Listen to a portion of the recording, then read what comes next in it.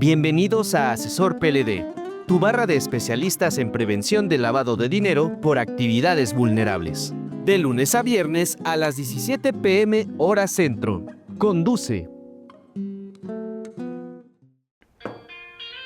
¿Cómo están, amigos? Bienvenidos a su programa Asesor PLD. Este es el programa 2630 y hemos estado platicando aquí en el programa de Asesor PLD que yo conduzco. Recuerden que tenemos varios asesores PLD conduciendo programas los diferentes días de la semana y estamos revisando cómo cumplir las obligaciones PLD por actividades vulnerables.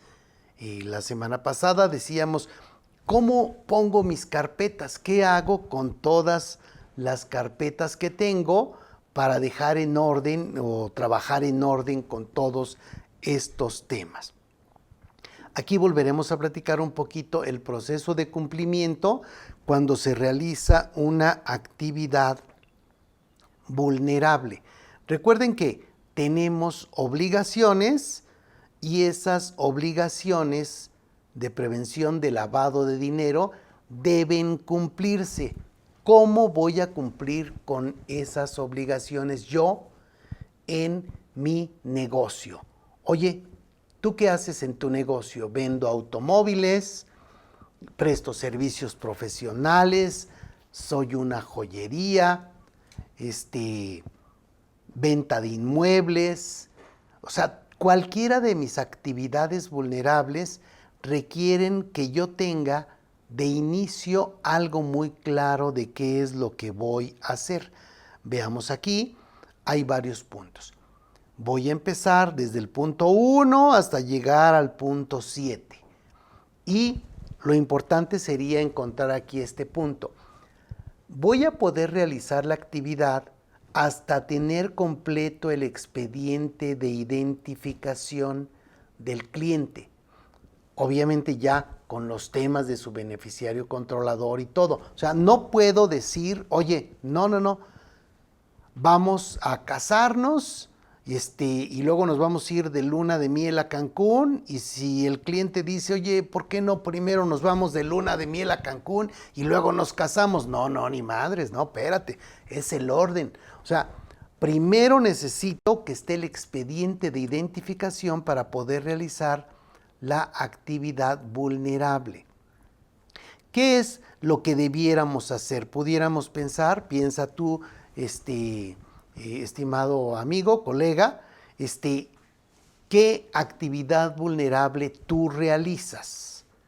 Vamos a suponer que vas a presentar, pensemos en una o dos, pensemos en la primera en la que decimos, oye, yo realizo la actividad vulnerable de venta de automóviles. A ver, ok, vendes automóviles. Yo llego contigo y voy a comprar un automóvil, ¿de acuerdo? Esa actividad vulnerable, pues sí es una actividad vulnerable porque resulta que el automóvil vale $1,000,000 y es rojo, ¿no? Para que se lo saboreen un poquito. Es un carro rojo de $1,000,000. Se considera que es una actividad vulnerable. Ok. Otra opción sería, oye, yo voy a arrendarte esta residencia que tiene alberca, o sea, está padrísima, y hay una renta de un inmueble que renta $280,000 al mes. Esa actividad vulnerable también entra dentro del umbral de identificación y por lo tanto es actividad vulnerable. Y pongamos una tercera, oye, yo voy a prestar un servicio profesional. Oye, hay un servicio profesional que está incluido dentro de la fracción 11 y es actividad vulnerable, servicio profesional independiente, y estamos hablando de que es una actividad vulnerable. Esta no importa desde cuánto sea. Oye, desde $1 a lo que sea, ¿cuánto vas a cobrar por los servicios? $1 o 50,000 pesos o 100,000 pesos, no importa. En servicios profesionales se va a identificar en todos los casos y se van a presentar los avisos en todos los casos. Y pongamos uno más. Cuarta, un préstamo. El préstamo. Oye, yo necesito un préstamo. ¿Cuánto necesitas de préstamo? Necesito 10,000 pesos.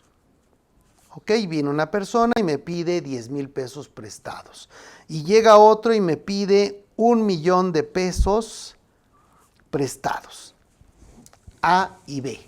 ¿De acuerdo? Ya tenemos ahí todos los datos para poder ir jugando en nuestra mente qué es lo que tendríamos que hacer.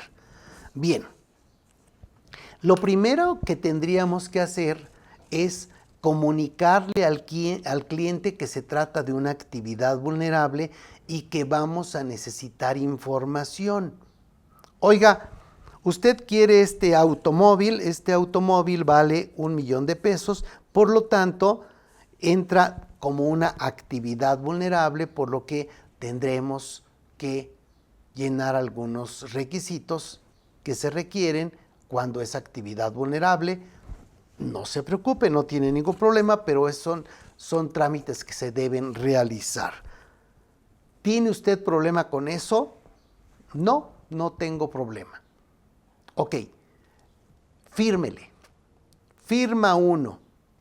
Aviso de privacidad, de protección de datos. Todos los datos que usted me entregue van a quedar, ¿cómo se llama? Protegidos conforme a mi propio aviso de protección de datos. Ah, ok, de acuerdo. Ahora, voy a tener que pedirle información de identificación de usted y además sobre su beneficiario controlador. Después de la reforma, el beneficiario controlador es una persona física que es accionista o que es el que obtiene los beneficios de forma directa o indirecta. Esos datos también me los tiene que entregar. Ok, me tiene que indicar si usted es una persona políticamente expuesta o se asimila a una persona políticamente expuesta. Ok, y también me tiene que afirmar que va a respetar las limitaciones de cobro y de pago con dinero en efectivo o con trueque. Y ahora ya no solo hay dinero en efectivo y trueco, sino que también está otra opción en la que alguien paga por ti. Si hay una consignación de pago, entonces en ese momento tendremos que revisar si está limitado o no.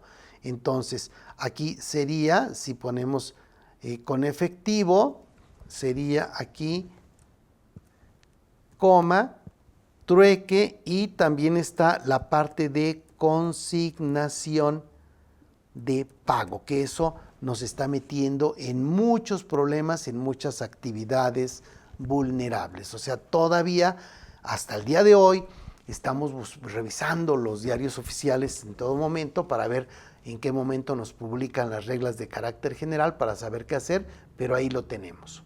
A ver, ¿usted quiere este automóvil? Sí. ¿Cómo lo va a comprar? ¿Lo va a comprar como persona física o como persona moral? Como persona física, ¿de acuerdo? Entonces ya me firmó que entiende que es una actividad vulnerable y acepta dar la información. Ya me firmó que tiene el aviso de privacidad. Y ahora sí, ¿tiene usted un beneficiario controlador? No, ¿ok? Necesito otra firma donde me dice que usted no tiene un beneficiario controlador. Esa opción solo es para personas físicas. Si fuese una persona moral, siempre necesito que me dé, que me diga quién es el beneficiario controlador y llegar hasta la persona física que se está convirtiendo en un problema. Ok, ¿usted qué peps? No, pues nada, no, me refiero a que si es persona políticamente expuesta. Usted es funcionario público de un rango mayor, etcétera. Sí, yo soy el secretario de Hacienda. Ah, ok, entonces usted es una persona políticamente expuesta.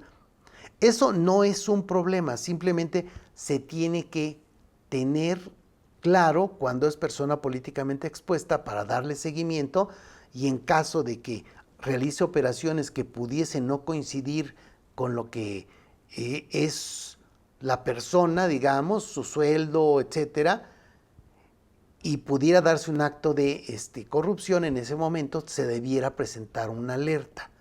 Viene el secretario de Hacienda y me está comprando un carro muy bonito, pues está bien, ajá, es PEPS, es persona políticamente expuesta, no tiene problema, pero si después viene y me dice quiero 37 coches, dices, ay, en la torre, eso requiere una alerta porque lo está haciendo una persona que está haciendo cosas que no coinciden con su perfil, digamos, de cliente, ¿no? Entonces se presenta un aviso 24 horas en ese momento y ya. Pero no, oye, no, ¿sabes qué? Yo no soy una persona políticamente expuesta, pero ¿qué crees? Que mi esposa es la gobernadora de algún estado. Oye, a ti te quitaron la visa. No, espera, es otro estado. Tal, sale. Ok, no estés de chismoso, sale. Ok, entonces yo soy una persona que se asimila a persona políticamente expuesta. ¿De acuerdo? Lo mismo ocurriría con una empresa. Si la empresa me dice, oye, dentro de mis accionistas yo tengo a un accionista que es persona políticamente expuesta, y entonces la empresa se va a considerar una empresa que es asimilable a persona políticamente, a PEPS, asimilable a PEPS, y tendré que tener cuidado para llevar esas disposiciones ahí. ¿De acuerdo? Fírmele, ahí está. Ya le firmamos. Ahora sí, ya sabe usted que hay una limitación con el pago con dinero en efectivo, que no puede hacerse con trueque. Tendríamos que revisar qué pasa con el trueque. ¿Qué es el trueque? Pues que viene y te compra un coche y te paga o te deja su coche anterior a cuenta y solo paga la diferencia. Ahí todavía no sabemos qué es lo que pasa porque es un bien fungible, un bien no fungible, ajá, un bien, bueno, es un bien que puede estar limitado conforme a reglas de carácter general, o no, ¿sabes qué? Pero yo no te voy a pagar, te va a pagar esta persona que está ahí, ese chaparrito que está de aquel lado, y tú dices, oye, eso sería consignación de pago. Tendríamos que verificar también si las limitaciones de dinero en efectivo lo permiten, ¿ok? Habrá entonces que ver todo este tema de los cobros con efectivo. Se están convirtiendo en un problema, seguramente tú estás sufriendo actualmente con esos temas. Ok, ya me diste 4 firmas y ahora sí, después de eso, déjame decirte, me voy y ahorita regresamos a revisarlo con nosotros. Con la aceptación del cliente voy a verificar que no esté en listas negras, ni él, ni en su caso el beneficiario controlador. No deben estar en listas negras. Si están en listas negras, no podré realizar la operación. ¿Por qué? Porque no es un cliente viable, tan. Oye, entonces ya me dio todos sus datos, me firmó las 4 cartas y me dice que no salió en listas negras. Ok, como no saliste en listas negras, ya puedo realizar la operación. Ver en listas negras, veo la lista de terroristas, veo la lista del 69B del SAT, pudiera haber otras listas como las de OFAC, que ahora son muy importantes, y entonces habrá que cuidar eso. Pero no salió en ninguna lista. Tengo mi constancia de que buscamos en listas negras, o tengo los datos de la persona que hizo esa búsqueda para revisar que no aparecieran esas listas negras, o tengo el reporte de mi software, en el caso de que lo tenga, y ya con eso, ya puedo seguir al siguiente. Ahora sí, mi cliente es viable. Necesito pedirle documentos. En este caso son los documentos de identificación del cliente.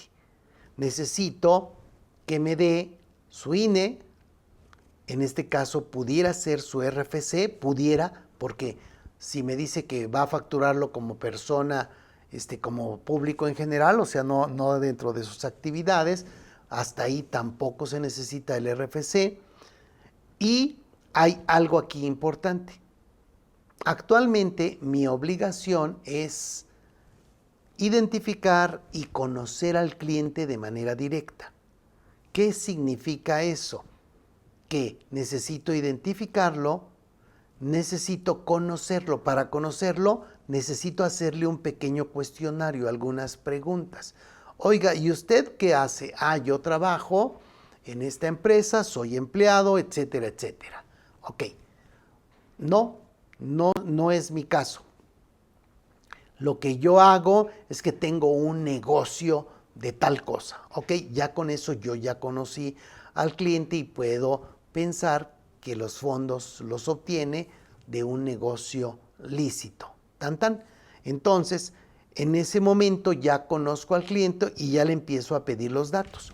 Estos datos, al meter la información en mi sistema, sea un sistema en un software o un sistema que yo mismo haga dentro de mi propia empresa, se podría, en tanto no sean tantas operaciones, etcétera, me debe calificar el grado de riesgo del cliente. Habrá que ver los elementos de riesgo y con los elementos de riesgo saber si es de bajo riesgo, de alto riesgo o de riesgo medio.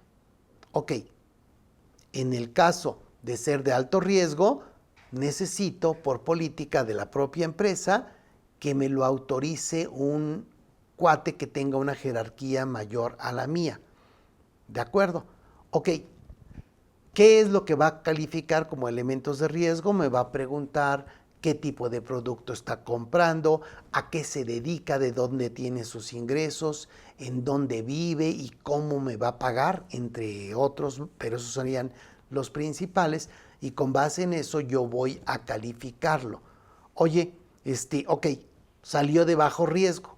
Pudiera ser que no necesite copia de tantos documentos, pero hasta ese momento lo sabré, hasta que salga esa calificación. La metodología se tiene que revisar año con año, etc.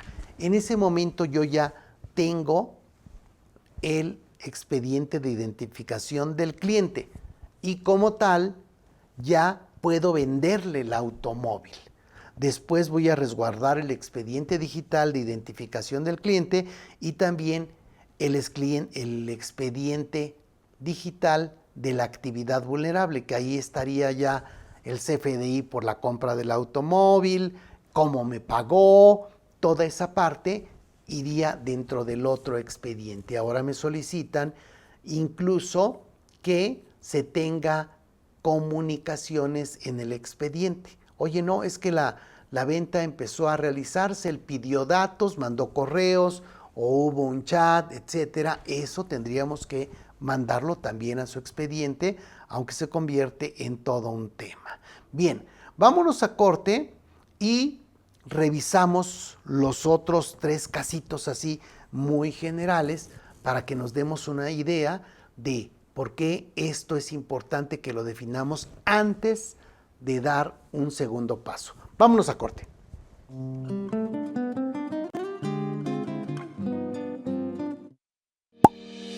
Tu negocio realiza una actividad vulnerable. Según la Ley de Prevención del Lavado de Dinero, no dejes que el miedo a las multas te quite el sueño. En TaxDay, tu asesor de confianza, te ayudamos a cumplir con esta ley para que operes con total seguridad. Contamos con los servicios especializados en asesoría en línea en PLD, presentación de avisos y cumplimiento de obligaciones, auditorías de cumplimiento PLD, desarrollo de manuales PLD, apoyo en el llenado y presentación de avisos. Permítenos ser tus aliados y enfócate en hacer crecer tu empresa. Contáctanos hoy mismo. Llámanos o manda un WhatsApp al 55 73 42 88 15. o contáctanos desde nuestra página web taxday.com.mx. Platícanos tus requerimientos y recibe tu cotización. TaxDay, tu asesor PLD de confianza.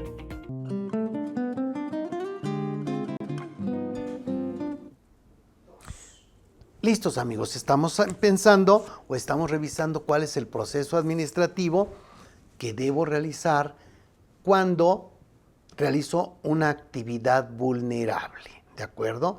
Ya vimos un primer ejemplo y en este caso le vendí un automóvil. Ya vimos que pudo haber sido una persona física o una persona moral y más o menos nos demos una idea con este caso.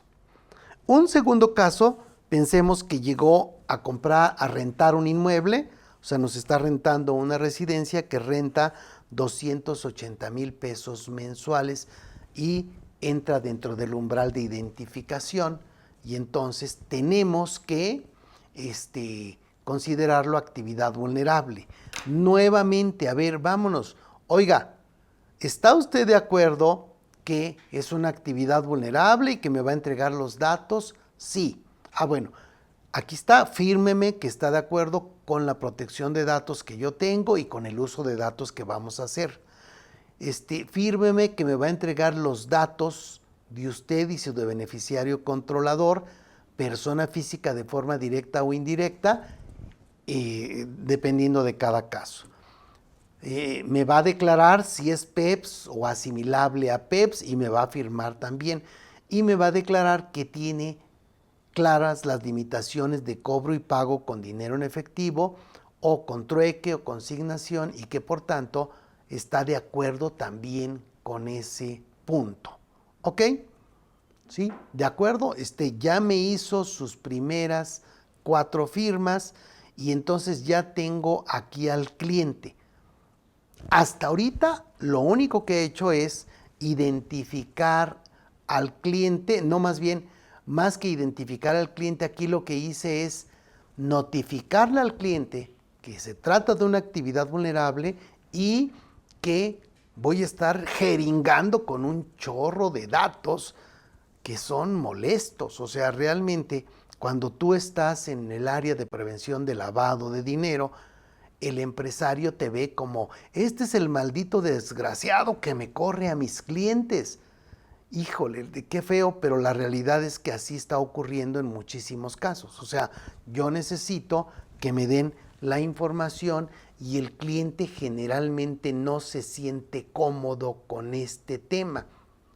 Habrá entonces que revisar cómo le voy a hacer para solicitar esta información sin que caiga en el hígado. Oye, no manches, pusiste en el área de identificación del cliente o de las firmas a un cuate que tiene cara de Bull Terry.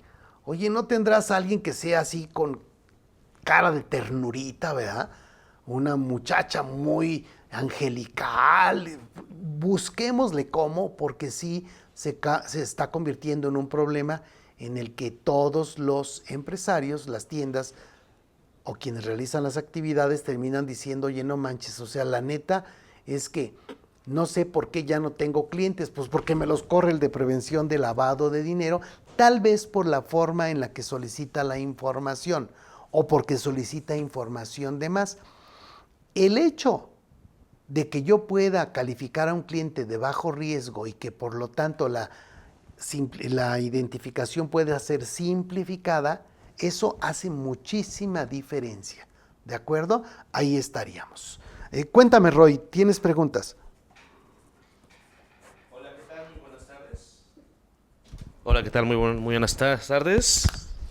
Tenemos unas preguntitas, mi querido contador, y la pregunta dice así. ¿Qué pasa si el cliente me dio una INE falsa y ya le vendí el auto? Ándale, o sea, nos regresamos al caso del auto. El cliente aceptó, me firmó todo, me entregó su INE, o sea, todo bien. O sea, hice todo el expediente y después de eso, ¿qué pasó? Pues ya, cuando se verificó el INE resulta que es chafa. O sea, es chafa, o sea, realmente no es correcta. Y entonces tú dices, a ver, déjame entender, este cuate me dio identificación chafa, lo demás está bien, me hizo el pago y todo, pero yo me estoy dando cuenta hasta este momento. En ese momento yo tendría que presentar, vamos a suponer que me doy cuenta 3 meses después, y en ese momento tendría que presentar un aviso 24 horas porque me presentaron información que resultó falsa. Oye, pero después presentarías otro aviso, sí. O sea, en el momento en que te enteras que es información falsa, tienes 24 horas para presentar un aviso 24 horas.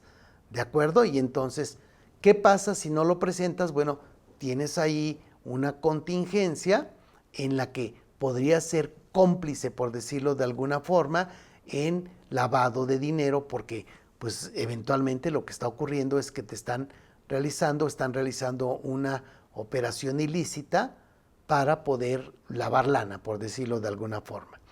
Ok, presento mi aviso 24 horas diciendo que la información fue falsa y pues voy a presentar ese aviso con la información que tengo. Oye, aquí dice que es Juan Pérez, pero pues realmente no sé cómo se llama. Está bien, o sea, lo presentarás con esa información, considerando que se trata de una información falsa. Tenemos dentro de cada actividad vulnerable una lista de alertas. Tienen un número. Aquí tendría que irme a la alerta donde dice que se presentó información falsa del cliente y ya tiene su número y automáticamente con eso sería suficiente. Si fuera otros, que no está dentro de la lista, tendría que poner otros y poner más o menos por qué ocurrió la alerta. Ya la mandé. Eventualmente pudieran después requerirme más información. Oye, necesitamos ver esa INE que te dieron, etcétera, mándame esto. O sea, ¿por qué? Porque hay una alerta que se está dando ahí. Entonces, aquí decíamos en nuestro proceso que aceptó, después revisamos que fuera un cliente viable y faltaría un poco aquí decir, oye, pues no fue tan viable, en realidad antes de ser viable debiéramos verificar identificaciones. La respuesta sería sí, pero eso va complicando mucho más el tema. O sea, ahora resulta que ya tenemos también que revisar estas identificaciones. Pues sí, oye, pero no es tan difícil. Bueno, habrá cada caso, pero ahí tendríamos que ver con esto. Luego, vamos con la siguiente pregunta que dice así. ¿Qué podemos hacer cuando el cliente no está dispuesto a dar datos personales? es ahí donde tenemos todo un problema. Es uno de mis mejores clientes, o sea, y dice que no está dispuesto a darme esa información. Dice, oye, no inventes, yo no soy ningún delincuente, bla, bla, bla, bla, bla, y tiene toda la razón en estar molesto. Entonces, desafortunadamente, si no encontramos la forma de convencerlo de que no hay problema, etcétera, tendríamos que no realizar la actividad vulnerable. Así nos dice la propia ley. Si el cliente no está dispuesto a dar información, no podremos venderle el producto o prestarle el servicio. O sea, a eso nos llevan con este tema y entonces, pues sí, es triste, pero ahí estaría funcionando de esa forma. Ok, luego. Por el momento serían Vale. todas las preguntas. De acuerdo. Ok, entonces, en la renta del inmueble vamos a hacer exactamente lo mismo. Oye, yo necesito que me dé todas las firmas y que esté dispuesto a tener las limitantes con dinero en efectivo. Que en estos dos casos hay limitantes, entonces habrá que tener mucho cuidado con este tema. Ok, veamos el otro caso, servicios profesionales. En servicios profesionales, oye, caemos en uno de los incisos de la fracción 11 del artículo 17 y por lo tanto el servicio que me estás solicitando es actividad vulnerable y tendré que presentar avisos. Ah, no tengo problema. Ok, fírmale. No puedes presentar avisos sin que le hayas dicho al cliente. O sea, ya te metiste en un problema si no lo hiciste de inicio, pero tienes que solventar ese problema de alguna forma. ¿De acuerdo? Y pongamos esta última de préstamos. Pensemos que en ambos casos llegas al Monte de Piedad. Pensemos en un ejemplo del Monte de Piedad para que nos quede claro qué es lo que va a ocurrir. Vas a llegar y dices, necesito un préstamo por este anillo de diamantes, ¿verdad? Ok, ¿cuánto me puedes prestar? Te puedo prestar 10,000. Ajá, pues échame la lana. No, espérate. Primero tienes que pasar al área de cumplimiento para que ellos directamente te identifiquen y te conozcan. ¿Y eso dónde está? Es la oficina de hasta el fondo.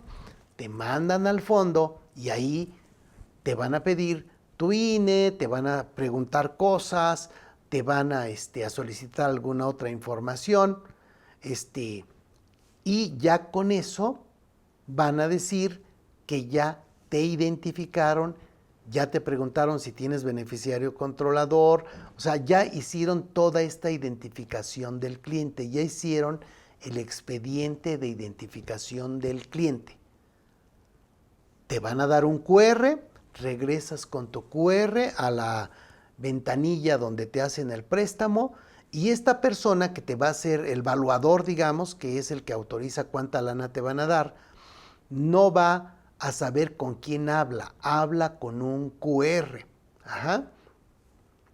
Oye, señor, usted es un QR. Usted también. No, yo soy empleado. Usted, el QR es usted. Entonces, este QR ya permite que se estén manejando tus datos de manera resguardada. Ni siquiera tu nombre deben saber las otras personas. Eso nos da un ejemplo como que más claro de lo que debe estar pasando. Ok, ya te autoriza, es un préstamo para el QR fulano de tal, llegas a la caja con tu QR, van a saber que eres tú y ya te dan la lana y firmas y tan. Esos importes de cuándo te entregaron la lana, qué firmaste, qué documentos firmaste cuando recibiste el dinero, etcétera, eso se va a ir a otro expediente, a un expediente de la actividad vulnerable. Si después voy a pedir otro préstamo, nuevamente se va a ir a mi expediente de actividad vulnerable. Y en el caso de que se tengan que presentar avisos o no, eso dependerá de acumulaciones de 6 meses, etcétera. Pero ahí tendríamos que estar cuidando todos estos temas. Entonces, amigos, ¿qué están haciendo ustedes para que, como vaya llegando el cliente de actividad vulnerable, empiece a firmarle, que se sienta como artista? Oiga, nada más necesito 4 autógrafos, oiga, por favor. O sea, necesito 4 firmas, no chingues, no, autógrafos ya se siente menos feo, ¿no? Habrá que tener cuidado con esos detalles. Amigos, nos vemos en el siguiente programa. Recuerden que terminando el Mundial, iniciamos un diplomado para el cumplimiento de obligaciones PLD-FT. Ese diplomado de cumplimiento de obligaciones PLD-FT está enfocado a que podamos cumplir con cada una de las broncas que tenemos con los clientes, ¿de acuerdo? Debiera ser algo que nos permita poder cumplir obligaciones prácticamente de cualquier actividad vulnerable, aunque siempre va a haber más cosas dependiendo de cada actividad vulnerable, porque cada actividad vulnerable tiene sus características propias. Nos vemos en el siguiente jueves. Les mando un abrazo.